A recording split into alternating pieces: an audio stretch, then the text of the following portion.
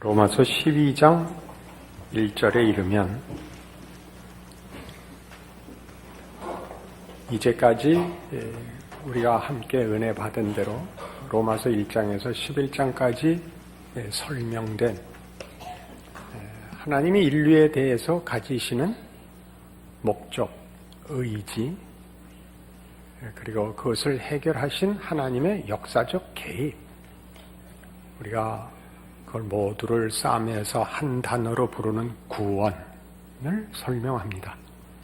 구원이 무엇이냐, 어떻게 이루어졌느냐 하는 것이 11장까지 이야기라면, 이제 12장부터는 국면이 바뀌어 그러니 이런 구원을 받았으니 그렇게 그러므로 형제들아 내가 하나님의 모든 자비하심으로 너희를 권하노니 너희 몸을 하나님이 기뻐하시는 산 제물로 하나님께 드리라.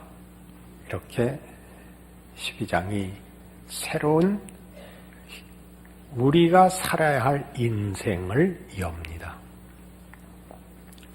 가장 중요하게는 앞에 있었던 구원의 얘기가 뒤에 있는 것을 책임으로 묶는 것이 아니라 앞에 있었던 것이 뒤에 있는 기회를 제공하고 있다고 말하는 것입니다. 그것이 책임이냐 기회냐 하는 이 이해의 차이는 매우 다른 것으로, 여러 번 얘기했듯이 구원은 완료된 것이고 구원을 받은 자로서 우리에게 주어진 삶을 구원을 받은 자가 사는 삶의 기회와 영광으로 가질 것이냐, 못나게 굴 것이냐, 이렇게 우리를 묻는 것이지, 구원은 받았지만 너 잘못 살면 이런 식으로 갖다 붙이는 조건이 아니라는 것입니다. 물론 우리 마음에 그런 식으로 얘기하면 누가 책임 있게 살겠는가? 라는 질문이 당연히 또 오르실 텐데, 이미 법에서는 강제력이 수단이 되어도 도덕만 해도 자발성이 없으면 지킬 수 없습니다. 하물며 종교이겠습니까?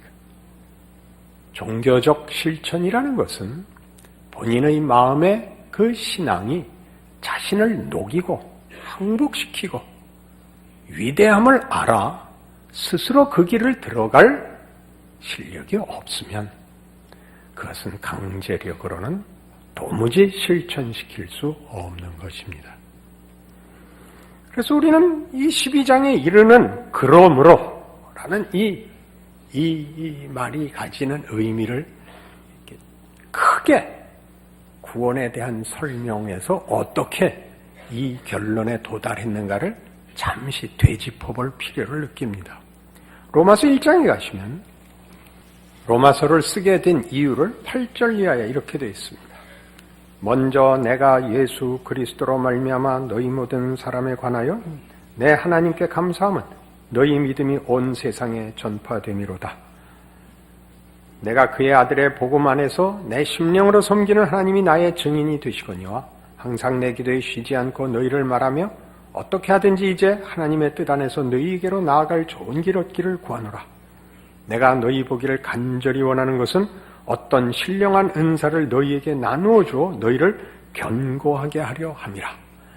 신령한 은사를 나누려고 한답니다. 구원을 전하고 복음을 전하려고 하는 거 아닙니다. 약간 과장된 표현일 수 있지만 이들은 새삼스럽게 복음을 들어야 되는 것이 아니라 저들은 믿음을 가지고 있고 하나님의 자녀가 된 자들입니다. 그걸 기뻐하고 있습니다. 그러나 거기에 무언가를 더 견고하게 하고 싶습니다. 한국교회도 이게 필요합니다. 예수를 믿고 있는데 예수를 믿는다는 말을 한국교회 전체 수준에서 아직 거기까지 익숙해지거나 이해하거나 살아내는 일에 바로 이 로마서가 필요한 그런 시점에 있지 않나 싶습니다. 그것을 이해하게 하기 위해서 바울은 길게 구원이 무엇인가를 3장 21절부터 로마서 11장 마지막까지 썼습니다. 그러니까 처음에 시작은 이렇게 됐죠. 복음을 이런 식으로 설명을 했습니다. 우리는 다 죄 아래 있었다. 우리는 하나님의 진노 아래 있었다. 그 얘기가 1장 18절부터 3장 20절까지 이야기였죠. 다르게 설명할 거 없이 여러분 스스로 인생을 살면 용서하고 들으십시오. 사람들은 다 나쁜 놈들입니다. 그럼 너도 알고 나도 알고 나도 그런 이야기입니다. 사람은 나쁜 놈이고 인생은 어렵습니다. 세상은 거짓되고 우리는 사실 사면초가입니다. 아무도 남을 도울 수가 없고 스스로를 도울 수가 없습니다. 아닌 척하고 있는 겁니다. 벌벌 떨어봤자 손해고 화를 내봤자 날 도울 수 있는 자가 없습니다. 다 전전긍긍하고 있습니다. 그게 1장 18절에서 3장 20절까지 이야기입니다. 망하는 것밖에 남지 않은 것이 역사고 인생입니다. 3장 21절에 복음의 위대한 시작이 나오죠. 그러나 이제는 율법에 하나님의 한 의가 나타났으니 율법과 선지자들에게 증거를 받은 것이라. 우리 모두가 모여 길이 없다. 세상은 그렇더라. 망하는 수밖에 없다. 누구한테 이 원통함을 호소할 때도 없다. 내가 말하는 원통함이 누구의 잘못이겠는가? 내 잘못인데. 누구 보고 어떻게 하라고 할 것인가? 스스로도 못한 것인데. 그게 어떤 친구 하나가 그런데 말이야. 그러나 그러면 반전이지 않습니까? 반전. 모든 것이 다 끝난 멸망과 비극과 도망갈 수 없는 운명 앞에 서 있음을 확인하고 모두가 확인하고 이젠 죽었구나. 남은 건 처벌밖에 없구나 해서 그러나로 돌아서게 만든 것. 예수 그리스도로 말미암는 구원. 이게 복음이죠. 그러니까 이 앞에 거에서 맞습니다. 인생은 해결이 안 됩니다. 역사와 인류의 운명은 비참할 수밖에 없습니다. 왜 그렇게 사나 싶었는데 내가 살아보니까 그 길에서 벗어날 다른 방법이 없습니다. 내가 누구에게 뭐라고 말할 자격이 없는 것은 나 스스로를 고칠 힘도 없다는 것을 확인했기 때문입니다. 얘 오지 않으면 예수는 믿을 수 없습니다. 그건 분명합니다. 죄를 고백한다는 것은 도덕적인 국면에 속한 것이 아닙니다. 잘나지 못했다는 얘기가 아니라 망하게 되었다. 내가 죄인입니다. 에서야 출발할 수 있습니다. 그러나가 무엇 앞에 서야 된다고요? 그 현실, 그 진실 앞에 서야 됩니다.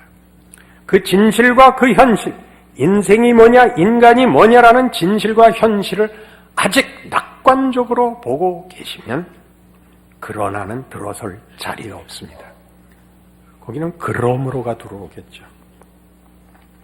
그러나 이 기독교 신앙이 우리를 이런 반전으로 부르고도 우리는 사실 살면서 두려움과 의심을 늘 가집니다.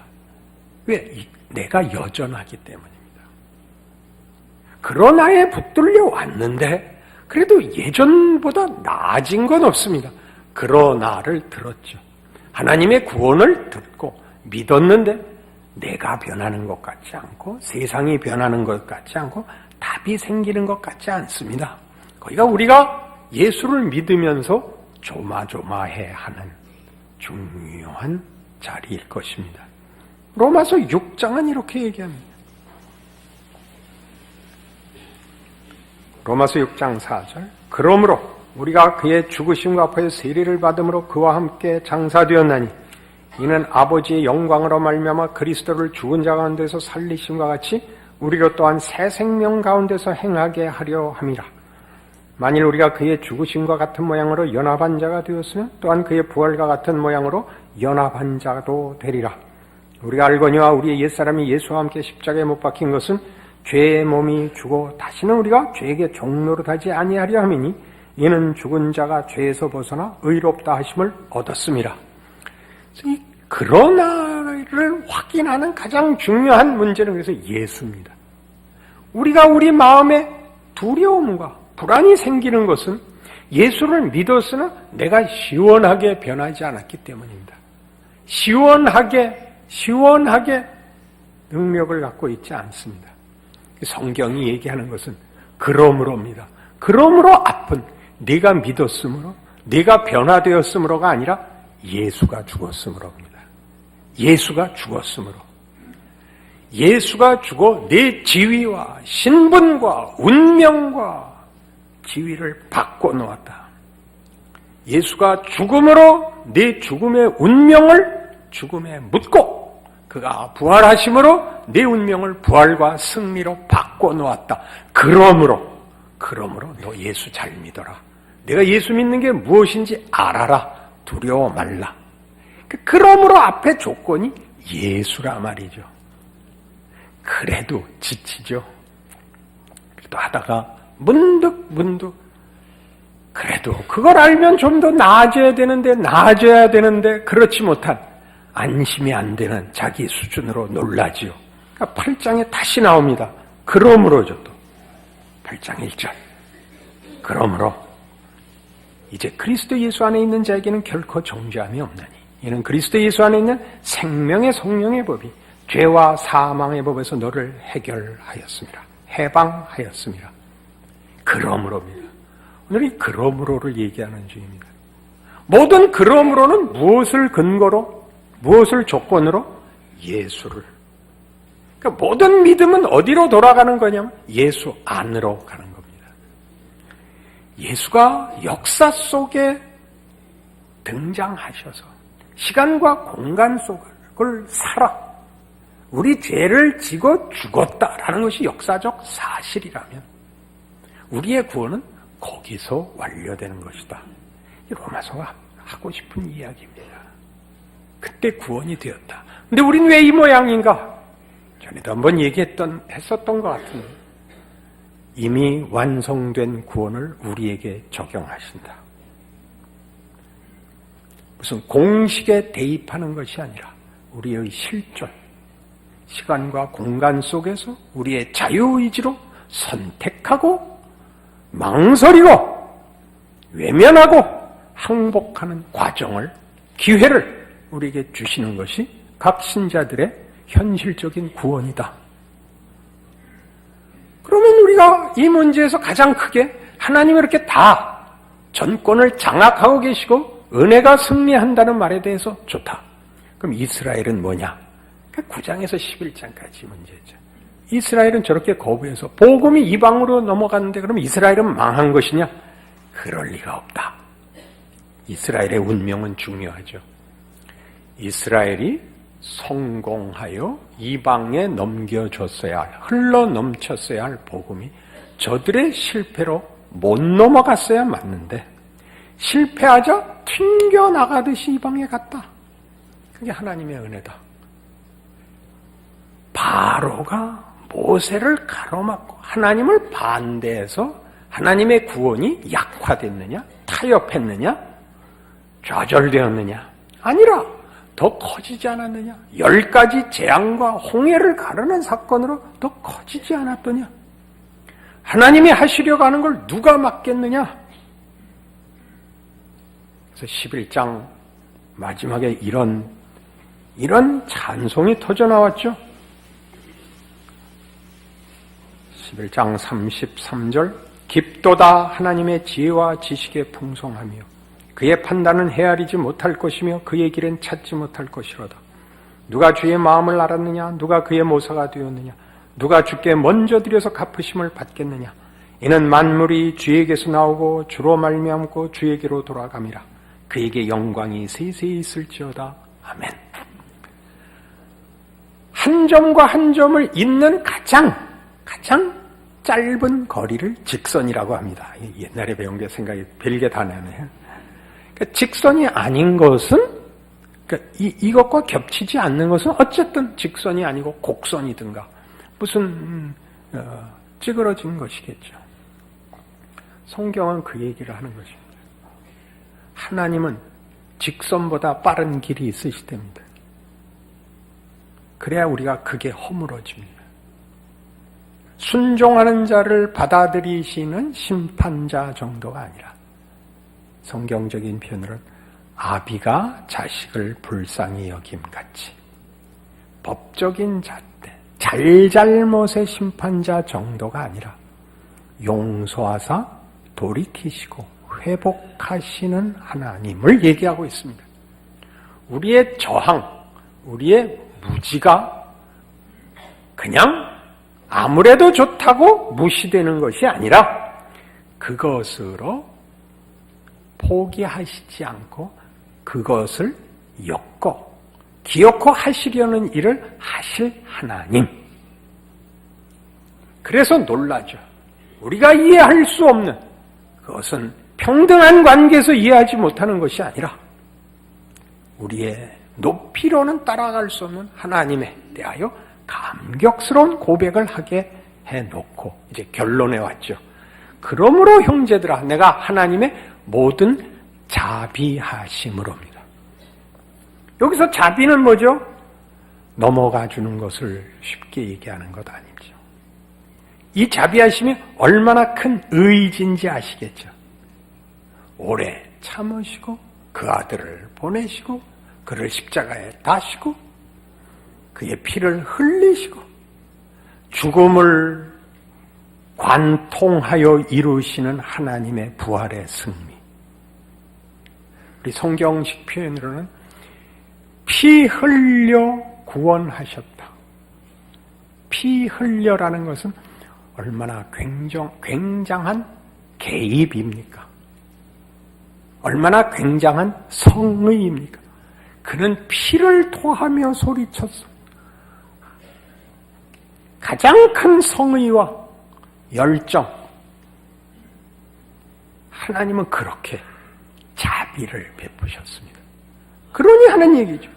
그러므로 형제들아 내가 하나님의 모든 자비하심으로 너희를 권하노니 너희 몸을 하나님이 기뻐하시는 거룩한 산제물로 드리라.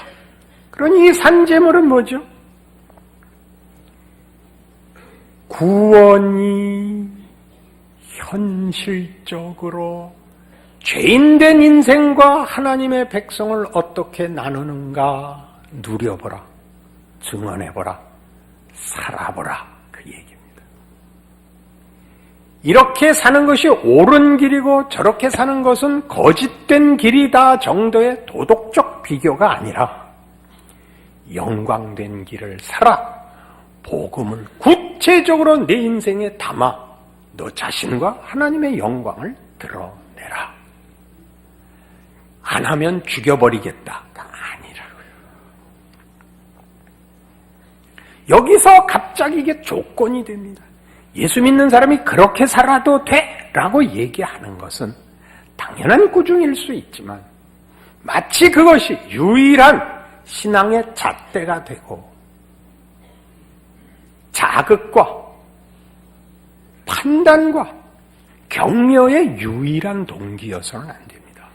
각각이 스스로에게 물어야 됩니다. 처음에 시작했던 것 같이 인생과 세상이 어떻게 헛되며 거짓되며 더러우며 살 가치가 없는가라고 확인한 자들만이 구원이 가지는 영광을 사는 것이 보상이나 비교 우위가 아니라 진정한 명예라는 걸 알게 된다는 의미에서 너희 몸을 하나님이 기뻐 받으실 산 제물로 드리라가 되는 것입니다. 산제물은 삶으로 드리는 제사를 말하는 것입니다. 이 모든 얘기들은 이것과 똑같죠. 여러분 에베소서 5장에 가시면 에베소서 5장 22절 아내들이여 자기 남편에게 복종하기를 주께 하듯 하라. 25절 남편들아 아내 사랑하기를 그리스도께서 교회를 사랑하시고 그 교회를 위하여 자신을 주심같이 하라. 느닷없이 거두절미하고 결혼식 하는데 이제 주례사 이거 해요. 남편에게 복종하시오. 아내를 자기 몸같이 사랑하시오. 여인들이 꼭 이 항의를 해요. 바꿔서 책임을 주십시오. 억울하죠. 복종하는 게. 이 복종하라는 이 느닷없는 요구는 그렇게 해야 되는 것이 어떤 명분이거나 그렇게 해야 어떤 무엇을 얻는 것이 아니라 그렇게 얘기해도 좋을 전제가 있다는 뜻입니다. 내가 너희를 복 주려고 묶었다. 네 남편을 널 복을 주게 하여 내가 태어나게 하고 길러서 네 짝으로 붙여줬다. 내가 복 주려고 그랬다. 너 마음 놓고 복종해라. 그러는 겁니다. 너 마음 놓고 네 아내를 사랑해라. 뒤에 가면 이렇게 돼 있어요. 26절 이는 곧 물로 씻어 말씀으로 깨끗하게 하사 거룩하게 하시고 자기 앞에 영광스러운 교회로 세우사 티나 주름 잡힌 것이나 이런 것들이 없이 거룩하고 흠이 없게 하려고 부부를 온전한 하나님의 영광으로 만들려고 부부를 만드는 거예요. 그거 깨닫는 데는 결혼해서 한 30년은 걸려요. 그게 우리가 이해 못하는 거예요. 우리가 만들고 싶은 것과 하나님이 만들려고 하는 것 사이에 간격이 커요. 그러나 이제 늙으면 알게 돼요. 늙는다는 거는 말하자면 원숙해져야 돼요. 지혜가 생기고 안목이 생겨야 돼요. 그래서 31절 그러므로 사람이 부모를 떠나 그의 아내와 합하여 그둘이 한 육체가 될지니 이 비밀이 크도다. 나는 그리스도와 교회에 대하여 말하노라. 바로 그런 식으로 그러므로 형제들아 하나님의 모든 자비하심으로 너희를 권하노니 이렇게 나오는 거예요. 너희 몸을 하나님이 기뻐하시는 산 제물로 드리라. 이거는 이 종교를 가지려면 바쳐야 되는 어떤 희생, 어떤 헌신, 어떤 열정, 보상을 받기 위한 책임 이런 것들 아니고 이건 전적으로 구원이 무엇인지를 살아생전에 이 죄악이 관영하는 세상 속에서 새로운 피조물로 사는 영광을 누리라. 그러는 것입니다. 거짓말을 안 하는 것은 그것 자체로 명예입니다. 그것 자체로. 거짓말을 해야 된다는 것은 참으로 어쩔 수 없는 경우에 몰린 것이고 실력이 없어서 그 힘에 밀려서 할 수 없이 하는 것이지요. 실력이 생기면 거짓말을 아니할 수 있습니다. 도둑질은 왜 합니까? 그 방법밖에 없으면 할 수밖에 없겠죠. 그러나 실력이 생기면 도둑질 안 하고요. 굶을 수 있습니다. 남의 것 뺏는 것은 할 수 없는 일이다라고 도덕성으로 알게 되는 것이 아니라 한 인간의 존엄함을 굶거나 헐벗는 것으로 훼손시킬 수 없는 자기 존재의 가치를 알게 됩니다. 12장부터는 그 얘기를 하는 것입니다. 그러니 이 일은 당연히 뭐와 비교되느냐 하면 본문 12장 2절에 나오는 이 세대를 본받지 말고 하나님의 뜻을 분별하라는 분별과 이어질 수밖에 없죠. 끊임없이 확인하셔야 됩니다. 세상의 위협과 세상의 유혹이 무엇인지 알아야 됩니다. 이기라는 것인데 무엇이 이기는 것일까요? 무엇이 이기는 것일까요? 그 문제에 우리는 늘 섭니다. 무엇이 이기는 것일까요? 조금 전에 본 에베소서 4장으로 가시면 이 이기는 싸움, 이 분별의 싸움을 에베소서에서는 이렇게 소개했습니다. 17절 이하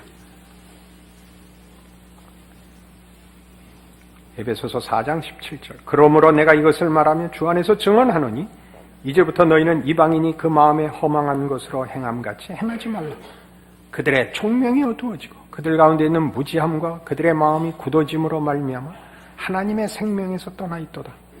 그들이 감각 없는 자가 되어 자신을 방탕에 방임하여 모든 더러운 것을 욕심으로 행하되 오직 너희는 그리스도를 그같이 배우지 아니하였느니라. 진리가 예수 안에 있는 것 같이 너희가 참으로 그에게서 듣고 또한 그 안에서 가르침을 받았을진데 너희는 유혹의 욕심을 따라 썩어져가는 구습을 따르는 옛사람을 벗어버리고 오직 너희의 심령이 새롭게 되어 하나님을 따라 의와 진리의 거룩함으로 지으심을 받은 새 사람을 입으라. 이 말이 이렇게 들리면 안 됩니다. 이렇게 하는 건 잘못이야. 이렇게 해야 옳은 거잖아. 이렇게 들리시면 안 됩니다. 간절한 부모의 교훈으로 들리셔야 됩니다. 그건 부끄러운 일이야. 그건 부끄러운 일이야.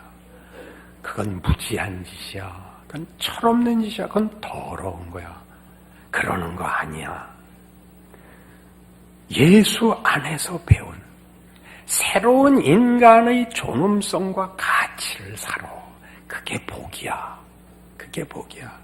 너희는 유혹의 욕심을 따라 썩어져가는 구습을 따르는 옛사람을 벗어버리고 오직 너희의 심령이 새롭게 되어 하나님을 따라 의와 진리의 거룩함으로 지으심을 받은 새 사람을 입으라. 새 사람을 입는다는 건 열심을 내라는 것도 어떤 수단과 방법을 동원하는 것도 아닌 하나님이 예수 안에서 허락한 구원이 준 자유입니다. 세상에선 그것을 이해관계 외에는 자기의 의를 증명하는 것 외에는 도덕과 법을 쓸 줄 모릅니다. 법도 자신을 위해서 쓰고 도덕도 자기를 위해서 쓰지만 비로소 우리는 법이든 도덕이든 양심이든 상식이든 드디어 예수 안에서 보여준 하나님의 영광에 종속된 자의 영광으로 삽니다. 거기가 다릅니다. 기독교 신앙의 영광된 것은 다들 당연히 도덕성을 가집니다. 도덕성보다 더 나가죠. 자비와 용서, 희생, 사랑으로까지 가죠. 그러나 그 모든 것이 다 그것을 가지게 된 것이 영광인 감사로 가지. 그래서 그것으로 이해관계나 정죄를 위하여 싸움을 위하여 쓰지 않습니다. 비교 우위를 얻으려고 하지 않습니다. 그냥 우리가 신앙 과정에서 늘 나타나는 현상이긴 하지만 사랑에 대한 불평은 늘 있지만 그 사랑에 대한 불평을 받아줄 어른이 되는 자리에는 결국 자신이 가야 됩니다. 결국 자신이 가야 됩니다. 사랑은 받는 게 아니라 하는 겁니다. 요즘 겨울 동화라는 애니메이션을 애들이 보는데 겨울 왕국 4자 중에 2개나 맞았는데 이제 우리 같이 영어 배운 사람들은 도무지 이해 안 가는 표현들이 있어요. Love is an open door. 제 손녀딸이 그걸 했어요. 그래서 가은하게 무슨 뜻이야? 아니 뭐 알리가 있나 싶었더니 사랑은 열린 문이라는 거야.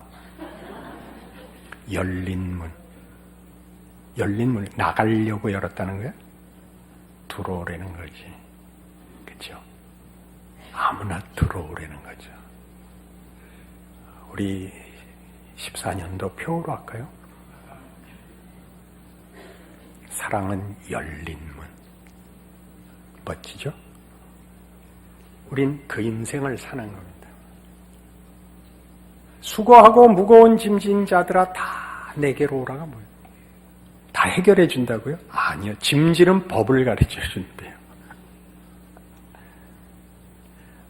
우리 스스로가 예수를 믿었다는 것이 죽어서 천국 가서 보상받는 것이 아니라 지금 시작하는 거예요. 지금 누리는 거예요. 그걸 하라는 거예요. 더 자세히 나갈 거예요. 더 자세히 나갈 건데 그게 다 이 기본에서 틀리면 다만 도덕이 되고 종교가 돼요. 그럼 이해관계나 심판용으로 쓰게 되고 자신의 명예나 감사로 쓰지 않게 돼요. 믿는 자의 증언으로 아니라 강요로 쓰인다고요. 그럼 뭐가 다르냐? 표정이 달라요. 그 사람의 증언이 되면 표정이 좋고 강요가 되면 표정이 무서워요. 나는 다음 주부터는 탈을 쓰고 나올 작정이에요. 표정이 안 나와서 그려갖고라도 내 나올 작정이에요. 그게 복음이에요. 그게 복음이에요. 우린 자꾸 놓죠. 에베소서 5장 이런 말을 어떻게 받으실래? 5장 1절 에베소서 5장 1절 그러므로 사랑을 받는 자녀같이 너희는 하나님을 본받는 자가 되고 그리스도께서 너희를 사랑하신 것 같이 너희도 사랑 가운데서 행하라. 사랑을 받는 자녀같이. 굉장한 말이죠. 여러분, 쓸모있는 사람들이라고 안 그래요, 성경이. 사랑을 받으래. 여러분의 인생에 일어나는 모든 일이 하나님이 그것으로 여러분에게 유익을 주실 거예요. 신령한 결과를 만들 거예요. 우리는 해결을 해달라 그래요. 뭘 해결해달래죠? 고통을 면하고 자존심을 세워달라 그래요. 하나님은 자존심을 꺾으셨어요. 그렇죠? 바벨론 포로 때 성전 회파당하고 예수 보내어 우리 손에 십자가에 죽으시는 그 자리를 넘어오세요. 그게 사랑이에요. 사랑이라는 명분과 도덕성으로 여러분을 몰자는 것이 아니라 그건 주는 거예요. 그러므로 내 사랑하는 형제들아, 하나님의 모든 자비하심이 아무래도 좋다는 관용이기보다 얼마나 대단한 성의인가, 의진가를 보셨어요? 그러니 분별하세요. 세상과 하나님을 따르는 길의 다름을, 어디가 명예롭고 어디가 자랑인가를 보세요. 스스로를 위해서 그러세요. 인생이요, 짧아요. 네, 제대로 한번 사랑 못 해보고 원망만 하다가 이른이 돼요. 그러면 안 돼요. 지금이라도 안 늦었어요. 웃으세요. 조장로님 같이 웃으세요. 사랑을 받는 자녀같이. 그러므로 형제들, 너희 인생을, 너희 존재를 여기에 이 구원의 진정한 증언에 구체적인 인격과 생애 속에 담아 살아보라. 그것은 행복한 길이니라. 그것이 구원이니라. 기도하십시다. 하나님 아버지 은혜를 감사합니다. 우리가 믿는 신앙 고백은 우리 현실에 무엇일까요? 감사해야 됩니다. 그것이 능력이어야 합니다. 살아있는 동안은 사랑하게 하옵소서. 용서하게 하옵소서. 웃을 수 있게 하옵소서. 살아있는 한 우리를 통하여 하나님이 두 손을 벌리고 가슴을 열고 계심을 증언하게 하옵소서. 그리하여 우리 얼굴에 하나님의 사랑이 영광으로 빛나게 하옵소서. 예수님 이름으로 기도합니다.